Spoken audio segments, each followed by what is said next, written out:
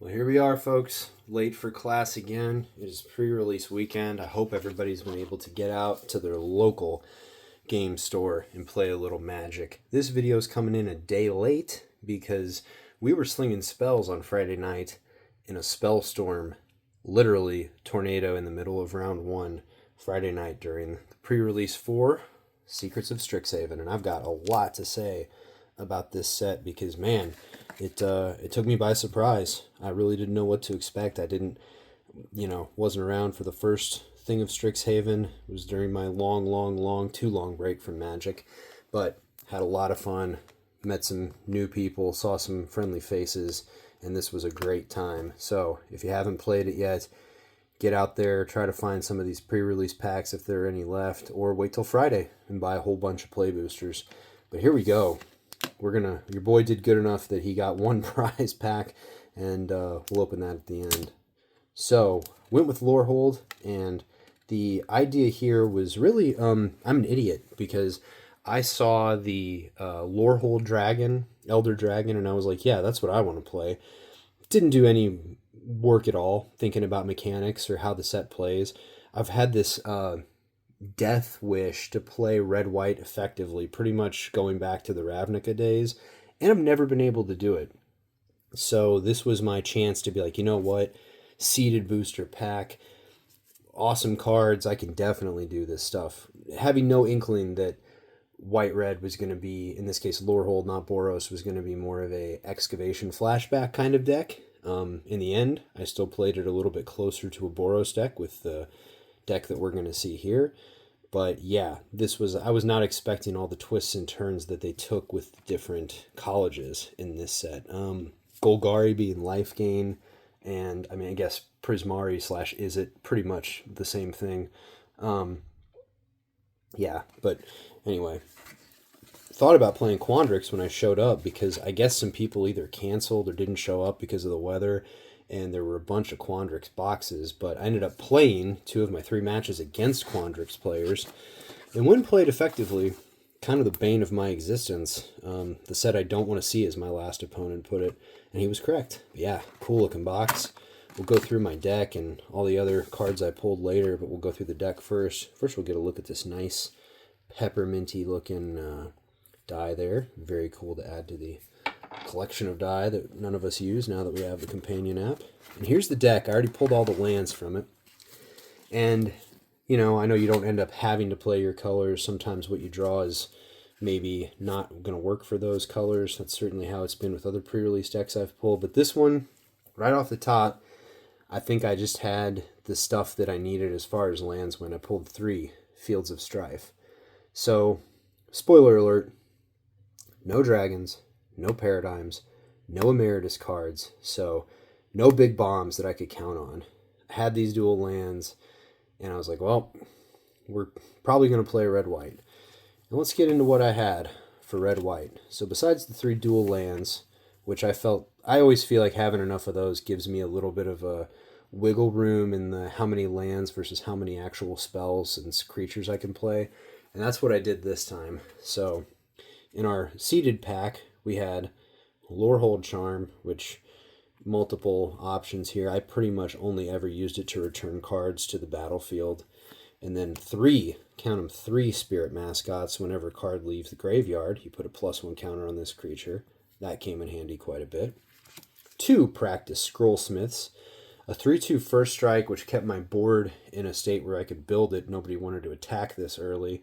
And when he enters, exile target non-creature, non-land from your graveyard until the end of your next turn. You may cast that card. So very useful for all the instants and sorceries that I had down in there. And yeah, I don't like how the hybrid mana symbol is bigger than the other 2. That really bothers me. Somebody else online pointed that out, and I noticed it also immediately when I opened these, and I was just like, man, I don't know. Okay, Colossus of the Blood Age. Now this card, expensive, but I didn't have trouble getting mana out. I did have some trouble getting the other color I needed out at times, which were the matches that I definitely lost. But this thing is great. When it enters, you deal 3 damage to each opponent, and you gain 3 life. And then when it dies, you discard any number of cards and draw that many cards +1. The second half of that never ended up being very useful for me, but the first half of it, paired with some other white cards in here that I'll show you, was very useful. So we're going to put him to the side so we can discuss that. Mage Tower Referee, a nice cheap little 2/1 that gains +1s whenever you play multicolored spells, not just creatures, which I misread a couple times, but I had this thing pumped up to like, I don't know, 8/7 at one point, and swinging on people. It was awesome. This card did a lot of work for how cheap it is, and nice to have an artifact card that didn't feel like some I don't know how this is going to work. I don't know if this is going to make any difference in my deck. It was a big difference maker in this deck. And then we get into the white, which out of all the packs I pulled, the 5 regular packs and the seeded pack, white by far outnumbered the other colors that I drew big time. So first off, this was kind of an odd one to have on the top here, but Ennis, the debate moderator, I wasn't quite sure how to play him until I sort of figured out how to use him with this. And then being able to do 3 damage to somebody, gain 3 life, and then bring this guy out later and do 3 damage to somebody and gain 3 life again when you bring him in, and then throw a counter on him. That was a great ability. Daydream, another similar thing that you can use with the Colossus of the Blood Age, or any card, really. Creature, I mean. Antiquities on the Loose. Maybe the best card that I pulled that I played. I mean, certainly the best white card that I pulled. Create 2 red-white spirit creature tokens. They don't fly. They actually look more like that ox or like the dogs from Tarkir. But still, I mean, and then you cast it again, and then you put +1s on stuff, and I've got other cards in here you'll see that create those spirits. So that's a great card. Very cheap for what it does. The flashback's a little expensive, but again, I had no problems getting mana out this time. It was one of those rare occurrences where I fixed my mana really well. I just didn't, well, we'll get into it. Shattered Acolyte, which was keeping me in a game for a while with the life link, which was nice. Stone Docent, which isn't much more than something to gain life later, do damage early, get a little surveil action on. Ascendant Dust Speaker. This guy actually, for being a 5-drop, 3/4 common, was pretty useful. I ended up using it quite a bit, and it ended up helping me build the board pretty well. Practiced Offense, which I never once pulled into my hand, but it was in the library the whole time. +1 counter on each creature. Target player controls, and then target creature gains choice of double strike or lifelink. It's a cheap card to play. It's a cheaper card to flashback. It's deadly if you can ever get it out. Group Project also creates those red-white spirit creature tokens, and you can flash it back. A Johnny's Response. This was one that I debated on playing for a while, putting in the library, the deck that I built, because it seems expensive at 5, but it's really just 2 the way I was using it, because I was always waiting for these, Quandrix decks with these Fractoglyph, I think is what it's called, to, these massive things that they pump like 1 blue, 1 green, and X mana into after they've mana ramped, and then wait for them to swing with it and smoke them. So really awesome card, really good removal. Return to the Ranks, one of the archive cards I pulled. I never got to use this as it's intended. It's definitely meant to come in and return a bunch of dead creatures to the battlefield to overwhelm people. I think the only time I pulled it and had a chance to use it, because it was like the last card in my hand in a match that I was definitely losing, was just to pull something out. 1 creature maybe to get in front of a body and block. Beautiful looking card though. Living History also creates those spirit tokens and gives you a +2 to attacking power if if a card left the graveyard. I keep reading it wrong. Still. Steal the Show, which could be a great card, but much like Return to the Ranks, I never got to use it as it was intended, because it's basically Return to the Ranks like for instants and sorceries. It deals damage equal to the number of instant and sorcery cards in your graveyard to target creature or planeswalker. So also really nice to have. I didn't get to use it as intended. Strife Scholar, which I put in there obviously for the Awaken the Ages sorcery of creating 2 more spirit tokens, but never pulled him into my hand. Beautiful Burst Lightning. That's what I would have looked like if I stepped outside during the tornado action. Also a cool archive card, and right behind it, Abrade, which got a lot of use and got a lot of practice Scrollsmith version flashbacking to kill stuff off. Sorry, I don't know how these ended up in there. These were not sideboard cards. We'll talk about those in a second. Pursue that. This is the sideboard. I didn't have much because I really kind of felt like it was good as is, and for the most part it was, and I don't think these would have changed much. Gain 2 life, you may discard a card if you do draw 2 cards. I guess I could have used that when I was hurting for red mana one match. And then Dig Site Inventory, which is put a +1 on target creature and gains vigilance until end of turn, and then flash it back for another one. It's a nice cheap spell, but didn't end up using it or pulling it in. This was some other stuff I pulled that I was considering using, and we'll talk about this in a second, but Wilt in the Heat, 2 less to cast if 1 or more cards left your graveyard, does 5 damage to target creature and exiles it. So removal can be cheap, but I struggle to think of a time where 5 damage was going to do me much good against all those giant fractal glyph things. Okay, some cards that I was debating putting in. Forum of Amity, which is the Orzhov dual land. Very nice. We'll talk more about the Orzhov cards in a minute. Rapier Wit, which is really intended for the Silver Quill or Sliver Quill / Orzhov repartee mechanic, but in the end didn't end up using it. So the rest of the cards, I took all the lands out, but I brought my Edge of Eternities. I just love the art style, and I thought they kind of matched up nice with Strixhaven for some reason. And I'll say, we'll talk about playing in a minute. Here's the artwork. It's the same as the inside of the box, the divider there. I don't know. I like to see that stuff. Forest, Fractal, Pest, Island, Treasure, Elemental, Pest, Fractal, Elemental, tokens, extra stuff. Blue. Pulled some blue. Best one by far was Jadzi, Steward of Fate, and I did see this card played against me once. Sky Coach Conductor, which is another nice card. Textbook Tabulator, which is a frog wizard, dude. Tester of Tangential. Muse's Encouragement. Hydro Channeler. Landscape Painter. Encouraging Aviator. Banishing Betrayal. So those were the blue cards. And let's pull the green out first before we talk about the other stuff, because kind of interesting. The multicolor. We'll talk about those later as well. Green, I pulled almost nothing of.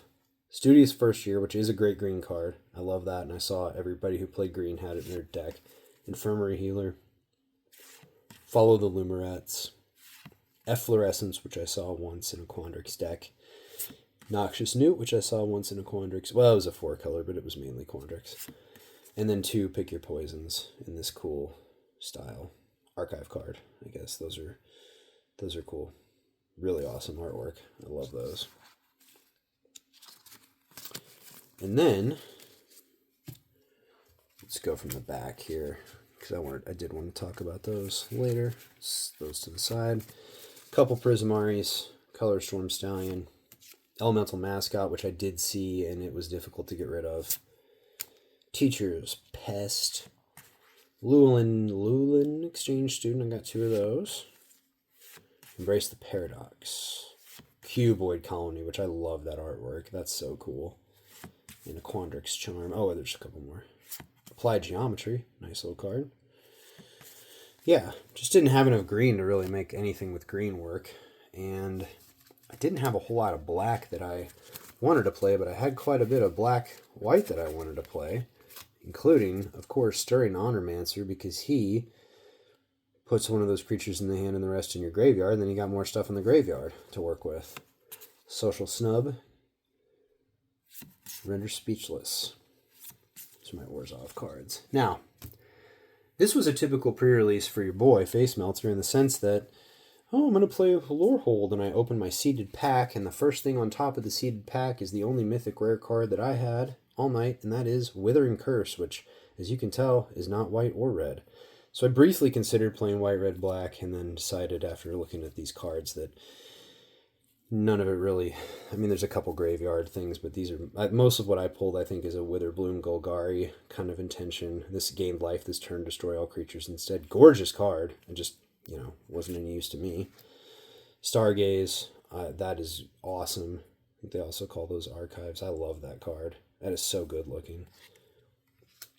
Arn and Deathbloom Botanist. Losing 2 life, gain 2 life. Arcane Omens discard. Masterful Flourish. Definitely a repartee. Melancholic Poet. Gain life. Wander off. Beautiful artwork. Exile creatures. Another Melancholic Poet. Send in the Pest. Those pest cards are pains in the asses. Cheerful Osteomancer? Oh, here's the... Okay, I was going to say, I thought I had some more white-red that I didn't use. Soaring Stone Glider. Just thought it was kind of expensive for what it was and didn't give me much. Rancorous Archaic, which I wasn't playing 5-color or 4-color, so I thought that might not really get as much use out of a 5-drop, potentially just a 3/3 or 4/4. Ancestral Anger. A couple of those. Allen Historian, which is cool, but I didn't end up using it. Rearing Embermare, thought it was kind of expensive. Artistic Process, definitely intended for Opus action with Prismari. Heated Argument, dealing 6 damage to the controller. Archaic's Agony, it's also Converge. And then an Expressive Fire Dancer, which is clearly Prismari. So yeah, the way that the night went with the old Boros Lorehold deck was pretty decent. I felt much better about how this played than I did with my Superfood deck that I tried to Golgari through TMNT. But I had about the same result. Your boy finished a little better than the middle of the pack. First match, I won the first game pretty handily. Second one was kind of a slog, and I ended up getting smoked because I couldn't get any red mana out to remove the Terraglyph. Fractaglyph? I don't remember what they're called. They were a pain in the ass all night. And that was the match where the tornado showed up, so we only went 1-1, so that was a draw. Second match went 2-1. Won all those pretty handily. I think it was the same thing. I was just like not pulling any white for some reason, which I think my split was like 3 Fields of Strife, 9 white, 5 red, and I may have taken it down to 5 red. I think I had 6 and I took it down to 5 to make it a 40 card deck, or 41 cards. Anyway, that one went well. And then it never fails, man. The last match of the night, I end up playing some old head at Magic who, has been playing since the alpha days and doesn't even need to know what the deck is all about or the set is all about to just come in and build some amazing deck with whatever they pull. And bro played Quandrix, and he, as he put it, after we played, he's like, yeah, my deck's kind of the one thing that your deck doesn't want to see, because just mana ramp, and if I can survive long enough, just builds huge flying creatures, which I had 0 answer for flying. So I'm kind of amazed I did as well as I did with all that. But all in all, it's a pretty strong deck, and I think I'm going to work with it a little more, bulk it up for a standard. I mean, again, I tend to be very simplistic with these things, and I don't mix a whole lot in, although I did with Ouroboros. Anyway, let's open this prize pack and talk. Well, no, before we open the prize pack, let's talk about this thing in general. Like, this set, and I know that people are all up on it. Some of that's because everybody hates Universes Beyond, and Turtles just came out, and nobody liked Spider-Man apparently. But I think it's also like this set has just got so much depth to it, and the different mechanics for each school, the different styles of play, the change in the styles of play, although I was kind of doing, again, a very Boros thing of trying to go wide. I was just getting a lot of like graveyard action out of it too. And then this prepared thing, which took me a while to kind of wrap my head around, and I still don't know if I understand it correctly. But yeah, like there's just so much depth to this play. Now that I'm not going back on what I said, I still thought Turtles was a good set. I think people unfairly maligned it because it's Universes Beyond and it's not a fantasy thing. It doesn't kind of fit the archetype of this like Final Fantasy or Lord of the Rings does. But this I would call simple fun, and this I would call complicated but rewarding fun. And I'm excited to kind of keep playing with it. It was I think my one thing keeping back from saying that this is my favorite set to play so far is just I'm not into the setting. the whole Magic College thing doesn't do a whole lot for me personally. And I mean, look, I don't. Two things here that I want to talk about. Not counting these cards, obviously, because they're awesome. This artwork, to me, I don't think this is better than Ninja Turtles. I don't think this is less flat looking than some of those Ninja Turtle cards. That's obviously a different story. But like some of these things are pretty... I don't know another word to say. They look a little... That looks pretty good. Some of them look a little flat. There's just something off about a few of them. Even something like that. There's just some... I don't know how to describe it because I don't know art words, but like it's like everything's in the foreground and there's no... That's a little bit better, but there's something about the art style that's just not there for me with this all the way. And don't get me wrong, there's plenty of stuff in here. Like, that's crazy. I love that. That's a Magic card. You know what I mean? This thing, on the other hand, there's so much going on in it, I don't even know what to look at. So it's all over the place in terms of the art. I like it a lot better than Lorwyn. It's just, it's a little silly, and that's fine. Like, bird pilots and bear wizards and, what was it, like orc clerics and troll professor mages and stuff. It's just, but I think that also the whole college setting works with the prepared and the different ways to cast spells and all the depth again to it. That's just the word that keeps coming to mind, like deep. There is so much here. This is kind of my prime example of why I, like many people out there, kind of wish they went back to just doing blocks.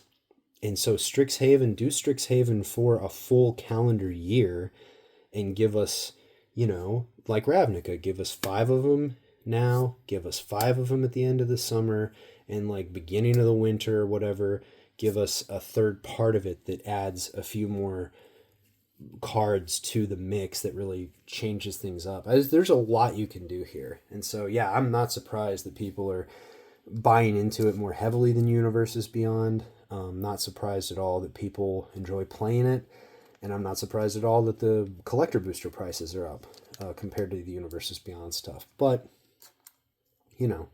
it's like anything, man. Pick your poison. I mean, I still enjoyed Teenage Mutant Ninja Turtles. I enjoyed Spider-Man for what it was, but this does, I will admit, this one feels more like Magic, and I think if it was, I don't know what the difference would be off the top of my head, but I think that if this had the maybe Eldraine flavor over it of like fairy tales and storybooks and stuff like that, the theme does fit the mechanic, all the different mechanics better with the school. It's just not my favorite thing. But that said, it was a hell of a lot of fun to play. I probably won't buy a whole lot more of it. I don't expect I'll have access to a whole lot more of it just based on how popular it is. But let's go ahead and open this this play booster up and prize pack, see if we can do it. So yeah, ours you get a prize pack based on matches won. So since I was win 1, lose 1, draw 1, I really feel like I could have pulled the win out of that first match if the tornado hadn't sucked up 25 minutes of our hour to play, but whatever. Okay, cool, new stuff. Pull from the grave. From the graveyard to your hand, gain 2 life. Interesting. That could have been interesting to put in there. Spellbook Seeker. Creature enters prepared. Careful study. Draw 2 cards, discard 2 cards. Eager Glyph Mage. When this creature enters, create a 1/1 white and black Inkling creature token with flying. Silver Quill. Tome Blast. 2 damage to any target. Absolutely a straight up Lorehold card. I like that. Visionary Dance. Got some Prismari as it going on. 2 3/3 blue and red elemental creature tokens with flying. That sucks. I mean, I guess it is a 7. Render Speechless, which we pulled, reveals their hand, non-land card from it, discard that card, put 2 +1s on up to 1 target creature. Additive Evolution. When this enters, create a 0/0 green and blue fractal creature token, put 3 +1s on it. Beginning of combat, put on target creature you control gains vigilance until end of turn. That's a good enchantment. End of the Hunt. I think somebody Use that on me. Yes, exiles creature or planeswalker they control with the greatest mana value among creatures and planes. Damn, that's good removal for 2. Startled Relic Sloth. What do we have here? A Sloth Beast. 4-drop for trample and lifelink 4/4. At the beginning of combat on your turn, exile up to 1 target card from a graveyard. Okay. So you could use that on somebody else, or you could use it on yourself to gain those card leaves the graveyard bonuses. Damn, that probably needs to go in the deck, man. That's a good card. Ooh, our rare is Comforting Counsel. Whenever you gain life, put a growth counter. Wait, did we only draw 1 uncommon? Oh no, we had 3 uncommons. Whenever you gain life, put a growth counter on this enchantment. As long as there are 5 or more growth counters on this enchantment, creatures you control get +3/+3. That's cool. Oh, there we go, dude. Our mythic rare, Mathemagics. I think somebody pulled this. I'm not even going to try to... I still don't know. I'm not going to figure it out. That's awesome that we pulled it, dude. That's cool. Oh, sweet. Look at that thing, man. Royal Treatment. That archive. Target creature you control gains hexproof until end of turn. Create a Royal Roll token attached to that creature. If you control another roll on it, put that one in the graveyard. Enchanted creature gets +1 and has ward 1. Interesting. And our foil is the Imperious Ink Mage. Common Orc Warlock, Vigilance 3/3. When this creature enters Surveil 2, it's not ego if you're flawless, darling. Oh, hell yes, dude. Oh man, that is great. Our foil spot, or land spot rather, is the foil, Titan's Grave. Nice little Witherbloom Golgari land. Can't even tell what color it is. It's so shiny. That is awesome. And an Inkling flyer.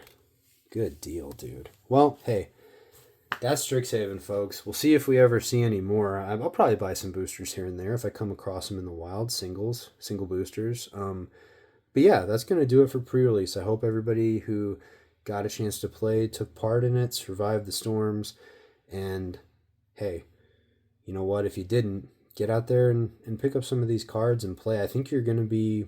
This is what makes me sad that Friday Night Magic is kind of not really a thing with the current set anymore, you know? Because this seems like a great one that you could just like strictly Strixhaven.